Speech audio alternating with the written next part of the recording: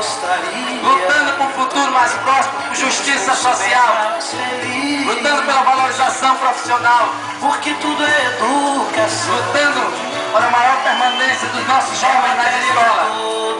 Terminamos com a grande ciranda, a ciranda da educação, a ciranda com a perspectiva de futuro melhor para os nossos jovens. Somos nós, educadores. É na sala de aula que se forma um cidadão. E é por esse e outros motivos que esta greve de 3 dias não é uma greve só dos trabalhadores de educação, é de toda a sociedade civil.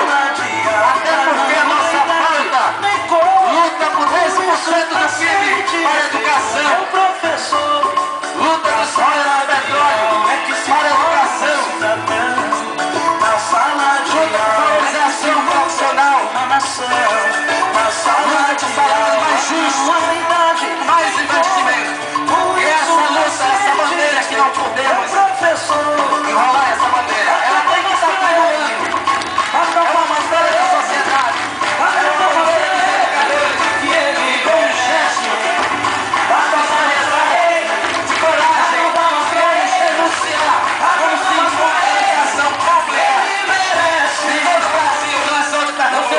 Então esses grandes heróis, esses grandes companheiros e companheiras que vieram aqui para dialogar com a população de Camaragibe e dizer por que nós estamos em greve durante esses 3 dias. Agradecemos ao sindicato do município de Camaragibe que esteve presente aqui, esteve nessa luta, empunhando essa bandeira. O SINTEP, Sindicato dos Professores de Pernambuco, os companheiros e as companheiras que estiverem presentes, que tenham a coragem de vir para a rua, de dialogar, de olhar nos olhos da população, dos pais, das mães e alunos, e dizer que estamos lutando por educação pública.